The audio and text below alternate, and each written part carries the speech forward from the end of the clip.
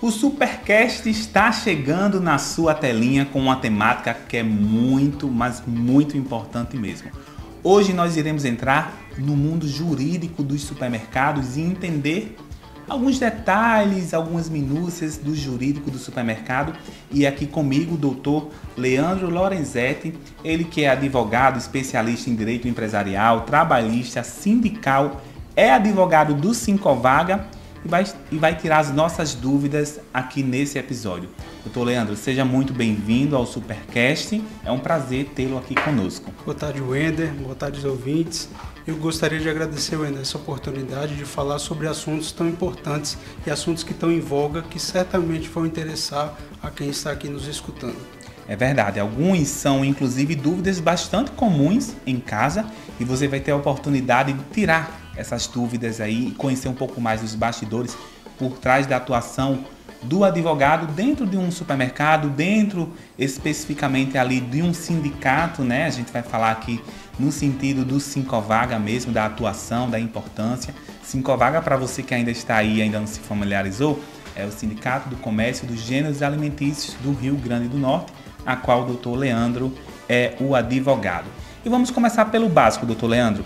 Queria que o senhor explicasse, esclarecesse para quem está nos assistindo qual é o papel do sindicato. Wender, ótima pergunta. Os sindicatos, eles são entidades representativas de categorias.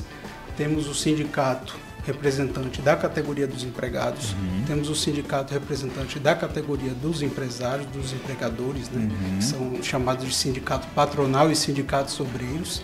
E os sindicatos, eles não só fazem uma representação, né? Tem a representatividade, mas eles também auxiliam bastante no sentido de criar normas específicas que possam regulamentar relações de trabalho. Alguns vêm com certa dificuldade, mas eu vejo como são entidades que vêm facilitar a vida do empregado e do empregador, vêm facilitar as relações de trabalho.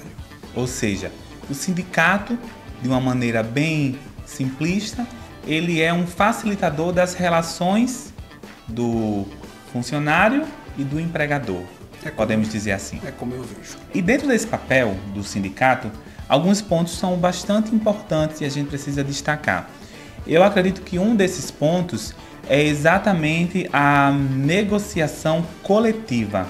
É muito importante, ela é muito forte, muito presente, né, quando se fala de sindicato. E eu queria que o senhor explicasse como é que ela funciona, como é que a negociação coletiva funciona e quais são as suas vantagens. A lei existe para todos, certo? Então, a lei ela já vai regulamentar a relação entre o empregado e o empregador, mas eu faço até uma analogia. Se você for vender um imóvel, no Código Civil vão ter as regras acerca da venda, da compra e venda de imóveis. Mas será que todas essas regras elas estão adaptadas à sua compra e venda de imóvel? Certamente não. Então, os sindicatos eles vêm para regulamentar relações para além do que está na lei, às vezes esmiuçando questões particulares para que possa melhor se amoldar àquelas relações. Então, por exemplo, quando a gente fala em uma convenção coletiva, e para o ouvinte o que é uma convenção coletiva? É um ajuste feito por escrito entre dois sindicatos, representantes da categoria obreira e da categoria patronal, para que nessa convenção eles possam esmiuçar as obrigações, os direitos, os deveres, para facilitar realmente essa relação entre empregador e empregado e fazer com que esteja o mais adequada possível ao setor. Temos também outra figura, que é a figura do acordo coletivo de trabalho, conhecido também como ACT, né? CCT e ACT. E no Os irmãos. Os irmãos, exato. E no acordo coletivo de trabalho nós temos uma situação ainda mais específica. Por quê? Porque aí já não é mais um sindicato com outro sindicato. Que aí, no caso, os sindicatos representam as categorias, mas temos um sindicato conversando com uma empresa. Então, ali, às vezes tem uma convenção coletiva, já esmiuça um pouco os direitos, obrigações, mas aí a gente pega e faz um acordo coletivo e a gente esclarece situações para aquela empresa específica. Dentro da realidade daquela empresa. Dentro daquele contexto, né? Exatamente. Os ditames da convenção são suficientes? Às vezes não. Às vezes tem relações mais individualizadas que precisam estar normatizadas, né? E o instrumento é o acordo coletivo de trabalho. Ou seja, acaba sendo uma garantia, né? Ele vem, eu acho que ele cumpre também essa função, né? De ser uma garantia para ambas as partes. Perfeito, também um direito até de autorregulamentação, né? Da relação. Quem melhor para esclarecer os regramentos, se não as partes envolvidas. Então aí a gente dá a lei dá um poder de autorregulamentação tanto para os sindicatos entre si quanto para o sindicato com a empresa. No âmbito de decisão jurídica, o acordo coletivo ele sobressai algum outro instrumento? Como é que funciona esse? Essa é uma inovação até que foi trazida como um espírito da reforma trabalhista, que foi exatamente a questão de que certamente o ouvinte vai ter ouvido isso, se sobrepor o negociado ao legislado. Então o que significa? Significa exatamente esse poder de autorregulamentação, que tanto os sindicatos podem entre si quanto os sindicatos com a empresa, às vezes estabelecer direitos e obrigações que estão diferentes do que está na legislação. Evidentemente que existem limites, né? Não se pode, por exemplo, vamos estabelecer aqui no acordo coletivo ou na convenção coletiva que a hora extra não vai ser remunerada. Não pode, até porque isso vem de um viés já constitucional. Mas limites à parte, é dado um poder de autorregulamentação que se sobrepõe ao legislado. Muito interessante essa temática aqui, porque eu mesmo estou tirando várias dúvidas que pairavam na minha mente. E aí, uma dessas dúvidas é quando a gente se fala de jornada de trabalho. Existe a lei, mas também existe, infelizmente, os gargalos, né, em relação a esse ponto da nossa conversa. E como é que essa negociação coletiva, como é que ela pode amenizar essa questão? A negociação coletiva ela pode exatamente facilitar a relação ali entre as empresas e os empregados no sentido de horas de início de jornada, horas de fim de jornada, o chamado banco de horas, né, que certamente os ouvintes já terão escutado esse termo, que é o que? Às vezes você em uma jornada, você passa ali 1 hora, 2 horas da jornada habitual de 8 horas, e aí, ao invés de se pagar essas horas como extras, se estabelece que as horas entrarão em um banco de horas. Então, se por acaso ficarem 2 horas a mais em um dia, essa hora pode ser compensada com 2 horas a menos em outro dia. E por vezes em convenções e acordos coletivos se estabelece aí um limite de 1 ano, 6 meses. Então, assim, o banco de horas vai ser de no máximo 1 ano. Então, significa que essas horas elas podem ser compensadas entre si dentro do período de 1 ano. Caso passe desse período, aí normalmente consta na convenção ou no acordo, já que essas horas vão ser pagas como extras. Então, essa regulamentação é importante dentro da convenção, exatamente para se adequar às necessidades de cada de cada setor até. E é bem comum, né? O banco de horas, eu acho que é uma das modalidades mais utilizadas, né, pelas empresas. Com certeza o banco de horas é talvez um dos pontos mais importantes que se tratam em convenções coletivas, até por essa questão do tempo de compensação, das normas, os dias que podem entrar, os dias que não podem entrar. Falando em tempo, a gente fala também em dias trabalhados. Os domingos e feriados, eles sempre estão em pauta quando a gente se fala de supermercados, porque hoje em dia os supermercados eles funcionam nesses dias em específico, né? Salvas são as exceções. E aí eu queria entender melhor sobre essa legislação no tocante à empresa, no tocante até mesmo à mulher, existe uma diferenciação? Como é que funciona de maneira geral os domingos e feriados? E há uma diferença quando se fala de mulher nesse contexto? Perfeito. Em um âmbito geral, as empresas elas não podem funcionar em domingos e feriados. Isso é algo que todos sabem. Sim. Mas para setores específicos, e dentre eles hoje tem o supermercado, há certa flexibilização no sentido de se permitir o trabalho em domingos e feriados. Tem alguns regramentos, mas se permite. Atualmente, os supermercados eles têm uma autorização permanente para funcionar, que é uma autorização baseada em uma portaria do Ministério do Trabalho de 2021, e essa portaria estabelece essa autorização permanente de domingos e feriados a alguns setores, dentre eles os supermercados. É bem verdade que teve uma portaria do Ministério do Trabalho, agora de 2023, que revogou essa portaria de 2021, E com essa revogação, os supermercados passariam, junto com outros setores, a não mais estarem autorizados a trabalhar no domingo. Mas essa revogação, ela está, digamos assim, com o seu início de vigência somente em 1º de junho, foi até por um ato agora do governo Lula, no início de 2024, e até acredito que essa, digamos assim, essa data de vigência para frente já foi uma resposta às investidas do setor, não só dos supermercados, mas como outros setores, de ter essa autorização de trabalhar nos domingos e feriados. Afinal de contas, é algo muito importante para setores que são essenciais, como o supermercado. Sim, e a pandemia mostrou muito bem isso, né? O supermercado, como setor essencial, foi primordial para... até como uma forma de alento, no sentido de... Acho que o supermercado era um dos poucos lugares em que as pessoas podiam sair, né? Ainda com muito medo, com muito receio, com muita incerteza, mas foi um setor que teve que se reinventar, se renovar, né? E como serviço essencial, mostrou a força e o quão de fato é importante o setor supermercadista, né? Exato. Então é um setor que não dorme, é um setor que não para. Né? Exatamente, é um dos poucos setores que durante a pandemia praticamente não foi atingido. E até isso demonstra a essencialidade, e isso faz com que, sob nossa ótica, o governo federal tenha que ver com cuidado, com atenção a essa parte dos supermercados. É um setor muito pujante, é um setor que representa aí cerca de 93% das vendas a larga escala.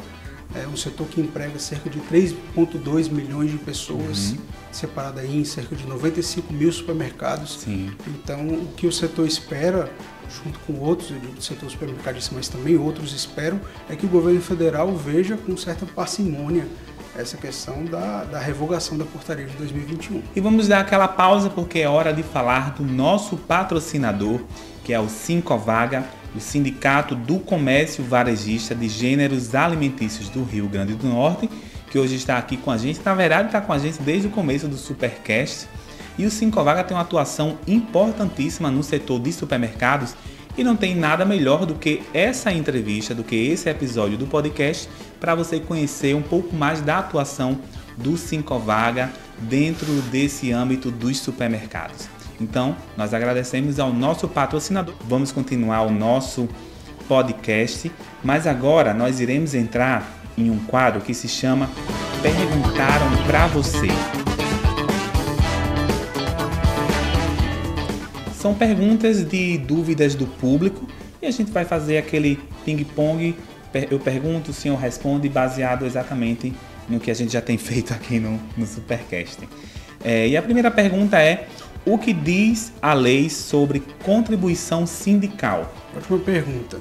Inclusive, antes de falar sobre esse assunto, eu gostaria de fazer uma pequena diferenciação, e até importante dentro do cenário atual, entre contribuição sindical e a contribuição assistencial. A contribuição sindical, conhecida por muitos, é aquela contribuição que era obrigatória antigamente, que era ali um dia do trabalho que o trabalhador deveria pagar para o sindicato. Sim. Essa contribuição, com a reforma trabalhista, ela passou a não mais ter o caráter obrigatório.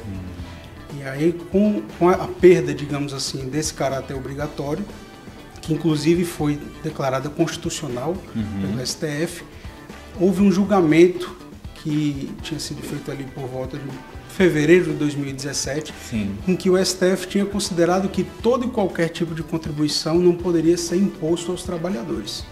Sendo que, exatamente por esse contexto da reforma trabalhista, que tirou a compulsoriedade da contribuição sindical, se viu com outros olhos a chamada contribuição assistencial. E o que é essa contribuição assistencial? É a contribuição que é paga pelos funcionários ao seu sindicato representativo em virtude das negociações.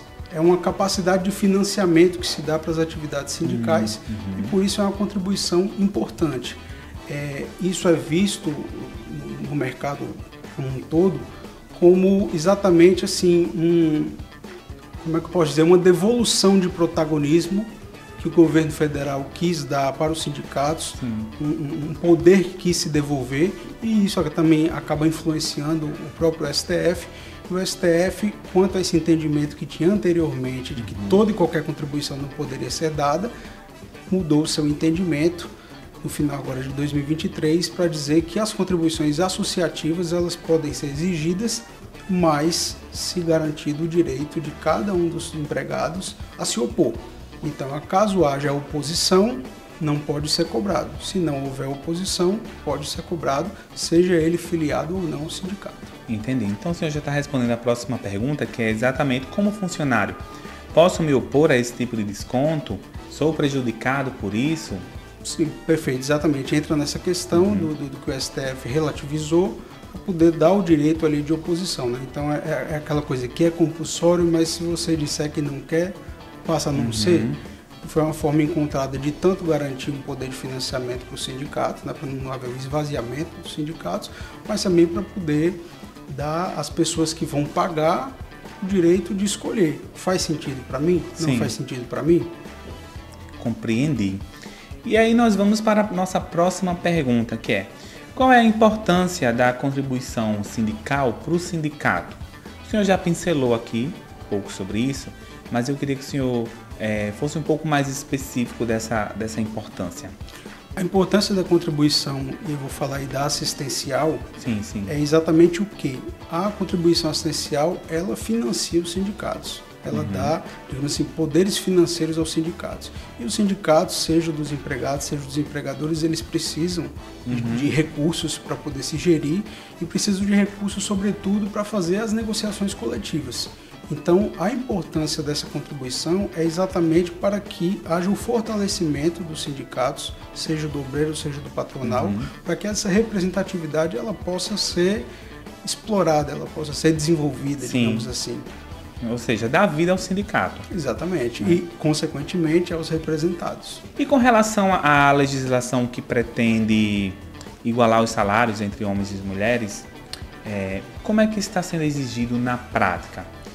Todas as empresas elas têm que divulgar os salários de todo mundo? Acho que essa é uma pergunta que fica meio que na cabeça do pessoal, né? Isso está bem em voga, esse assunto, né? Sim, sim.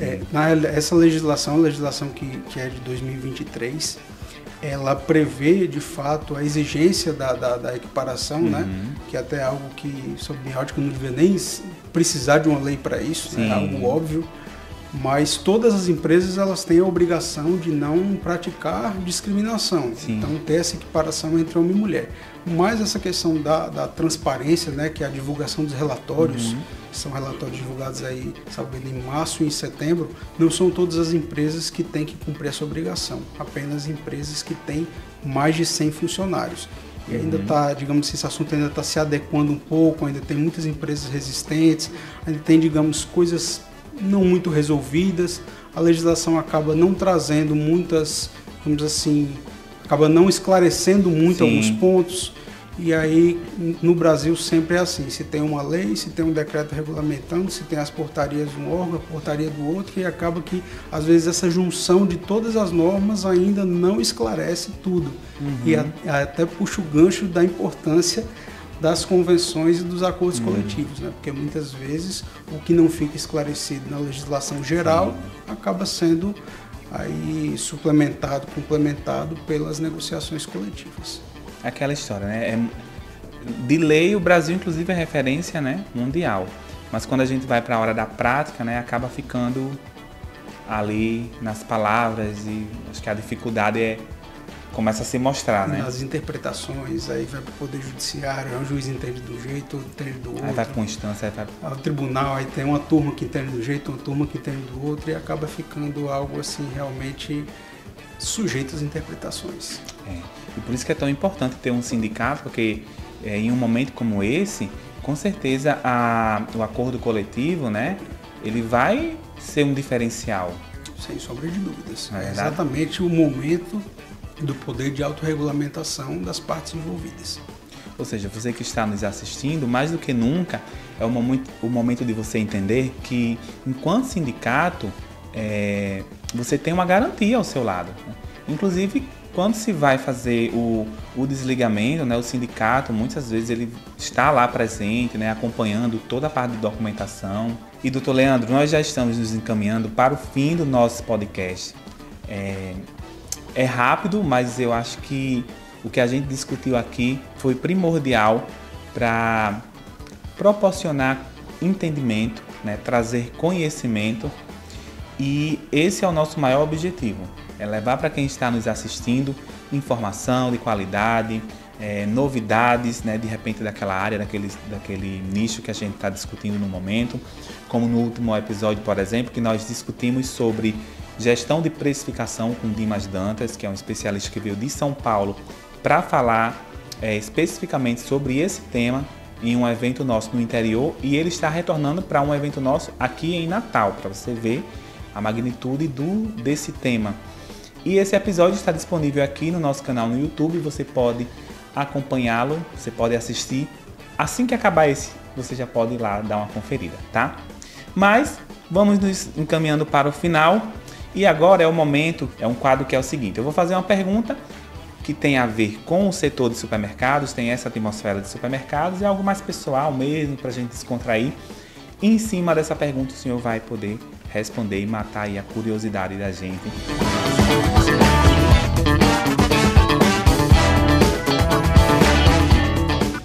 Qual a seção preferida, qual é a sua seção preferida no supermercado?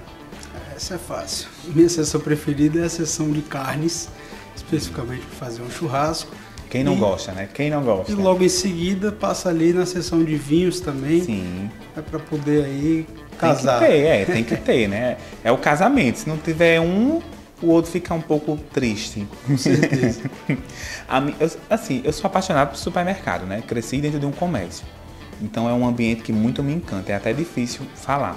Mas eu acho que a parte que tem os doces, as guloseimas, os biscoitos, com toda certeza é a que mais me pega. E o que é que não pode faltar no seu carrinho? Que não pode faltar no meu carrinho? Exatamente uma carne. Eu sempre estou comprando carne. Olha, Wender, se por acaso pegarem as câmeras do supermercado, especificamente no Nordestão, vão me ver ali durante muito tempo na parte das carnes. Por vezes eu não vou nem fazer um churrasco nem nada, mas eu vou na parte da carne, compro uma carne só para guardar, só porque eu achei a carne bonita. Só para deixar ali de stand-by, porque vai que... Então no meu carrinho não falta uma carne de jeito nenhum. Pois quando o senhor comprar essa carne, que for fazer o churrasco, lembre desse apresentador que vos fala e já, né? Porque daí já dá certo também. Com certeza. Qual é a data comemorativa que mais chama a sua atenção no supermercado? Acho que é a Páscoa. Porque a Páscoa, né, ela pega ali aquela questão de que botou aqueles cabides com os ovos de Páscoa. Então, assim, literalmente é a época que o supermercado mais muda. Sim, que você entra e rapidamente você já fala, é Páscoa. Porque às vezes chega a Páscoa e você nem percebe, né? É verdade. Mas quando chega no supermercado, não tem como não perceber. Eu acho que existe também uma memória afetiva muito boa, né? Eu mesmo, quando eu era criança, eu ia muito pro supermercado nesse período de Páscoa. Nossa, acho que era o período que eu mais ficava esperando, porque ficava aquele corredor com uma diversidade boa de ovos de Páscoa. E eu acredito que a gente traz muito essa memória afetiva, né? Com certeza. E para encerrar, eu queria que o senhor definisse supermercado em uma frase. Em uma frase, acho que eu poderia resumir em uma palavra. Acho que supermercado, ele representa a felicidade. Porque é literalmente o local onde você consegue comprar de tudo. Sim. Se você quiser algo salgado, você compra. Se você quiser uma bebida, se você quiser uma carne, se você quiser um guloseima, um doce, se você quiser ser fitness, verdura, tem de tudo. É um mundo. É um mundo. Então, como não ser feliz em um supermercado? É verdade. Meu sogro, por exemplo, ama um supermercado. Ele não tem, assim, condição dele não ir numa semana, umas 3, 4 vezes no supermercado. Então, acho que resume felicidade. Eu não julgo, porque se depender, eu tô indo no supermercado todo dia. É sério, acho que quase todo dia eu tô batendo perna no supermercado, porque eu gosto daquele ambiente, eu gosto de ver o que chegou, as novidades. Você acaba comprando o que você nem precisa. Sempre acontece isso, é incrível. Eu chego em casa com as compras, aí eu olho o armário e digo, mas por que eu comprei isso? Eu já tenho aqui, é aquela loucura, mas é tão bom, né? Por quê? Porque traz felicidade. Com certeza. Dr. Leandro Lorenzetti, muito obrigado por estar aqui conosco no Supercast. Foi muito bom conhecer um pouco mais dessa atuação do Sincovag, dos sindicatos de uma maneira geral, né? E como ele é relevante, faz a diferença para o funcionário, para o dono do supermercado, né? Então, nós só temos a agradecer por todos os esclarecimentos, por todas as perguntas respondidas. Muito obrigado. Eu é que agradeço ainda a oportunidade, Agradeço aos ouvintes, espero que eu tenha de alguma forma trazido informações relevantes, tirado dúvidas, e quero dizer que estou à completa disposição, caso queiram fazer outra entrevista. Sim. Ou até fazer o churrasco, né? Que vocês estamos à disposição. Se tiver o patrocínio aí de algum supermercado para poder disponibilizar a carne também, não seria ruim, né? Já vai comentando aqui, já vai botando aqui no supermercado aí, pessoal que gerencia as redes sociais. Bota aí eu, que a gente arranja um jeito de ir atrás, viu? Com certeza. Muito obrigado. Para você que está nos assistindo, para você que está nos ouvindo, muito obrigado. Nós nos encontramos no próximo Supercast com uma temática que com certeza vai lhe encher os olhos, os ouvidos e até o coração. Até a próxima.